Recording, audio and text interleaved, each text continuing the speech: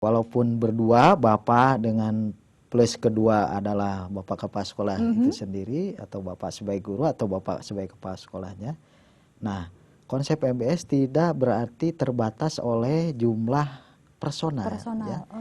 Jumlah gurunya harus sekian, atau jumlah kepala sekolahnya harus sekian, atau bagaimana itu dilakukan mulai dari perencanaan, program, perumusan, sampai dengan implementasi. Kalau kita lihat dari karakteristik sekolah yang bermutu, itu bisa saling mengontrol secara langsung.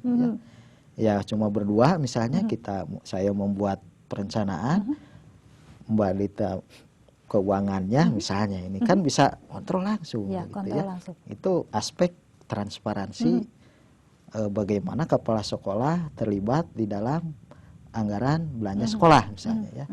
Nah, kemudian dalam proses belajar mengajar misalnya di kelas, mungkin di sekolah Pak Mansur kepala sekolahnya itu sendiri mengajar kadang-kala di kelas ya. Selain jadi kepala sekolah juga mengajar biasanya. Karena kurangnya orang ya Pak. Nah itu kesempatannya lebih baik juga bagaimana mengukur kinerja kita. Kinerja sekolah itu yang dimotori oleh Bapak, dilaksanakan oleh Bapak itu sendiri. Nah itu bisa langsung dirasakan. Oh kami menghadapi kendala seperti ini. Nah, berarti cepat perbaiki.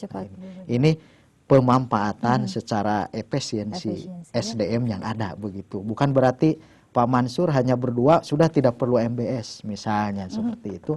Itu sangat tidak kami harapkan. Gitu. Baik. Berapapun orang yang ada di sekolah itu, MBS tetap harus diterapkan karena MBS itu sendiri tidak ada kaitannya dengan berapa banyak personil yang ada dalam satu sekolah itu sendiri. Betul ya. Sekali. Baik, masih untuk penelpon selanjutnya masih di 0800 140 3046. Mungkin ada satu materi yang belum kita sampaikan ya Pak ya, mengenai ciri sekolah efektif. Ya, nah, tepat sekali Pak Denny disampaikan para pemirsa bahwa di dalam program kali ini juga kami ingin menyampaikan sekaligus selain sekolah yang bermutu juga sekolah itu harus efektif ya. Nah, ciri-ciri sekolah efektif ini mohon tadi harusnya di awal sekali bahwa yang pertama sekolah tersebut harus memiliki visi dan misi yang jelas.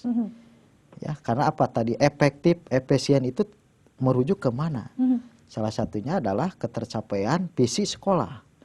Visi ini adalah filosofis ya, yang harus dicapai melalui misi. Nah, misi ini adalah senjata, strategi, pendekatan yang harus digulirkan dalam bentuk program sekolah sehingga visinya tercapai. Itu sekolah efektif. Efektif ya. Kemudian selain sekolah itu dikatakan efektif, bukan hanya visi dan misi saja, tetapi juga sekolah tersebut harus bersifat profesional. Profesional ya, dari segi kepala sekolah, dari segi guru, semuanya ya Pak. Jadi bukan berarti yang profesionalnya manusianya atau SDM-nya, tetapi sekolah itu sendiri.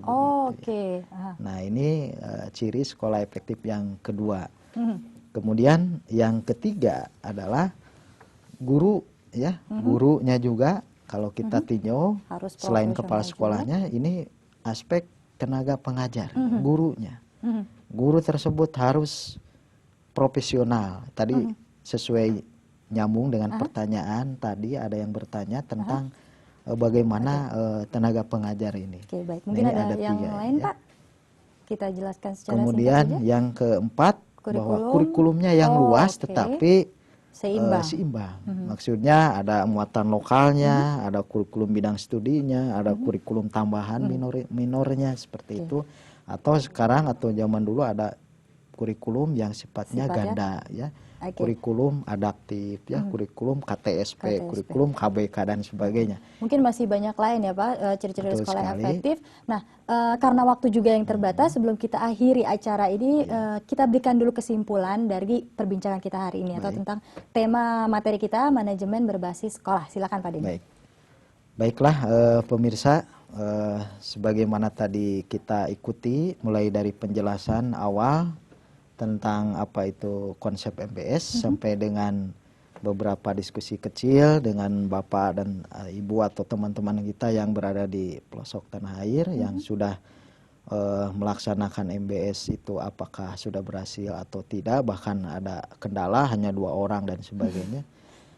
Boleh kita simpulkan bahwa MBS ini merupakan sebuah konsep manajemen di level persekolahan yang sifatnya otonomi atau sifatnya terdesentralisasi ya. Artinya sekolah tersebut dengan komponen-komponen yang ada di dalamnya berhak secara penuh untuk mengelola mulai dari aspek perencanaan, pelaksanaan, pengontrolan, evaluasi, bahkan pengembangannya oleh diri sekolah itu sendiri. Ya artinya oleh semua komponen-komponen sekolah yang ada.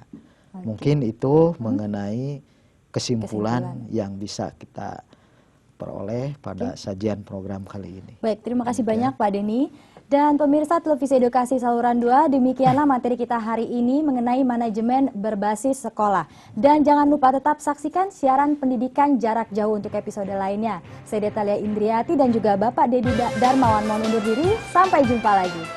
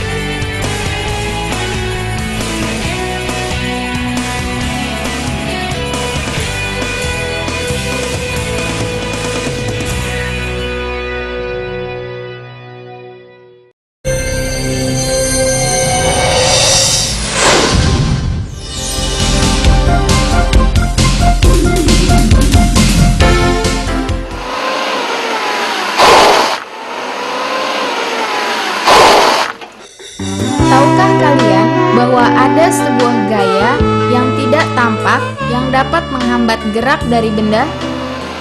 Gaya tersebut dinamakan gaya gesekan yang dapat melawan gerak dari benda. Gaya dikelompokkan menjadi dua kelompok.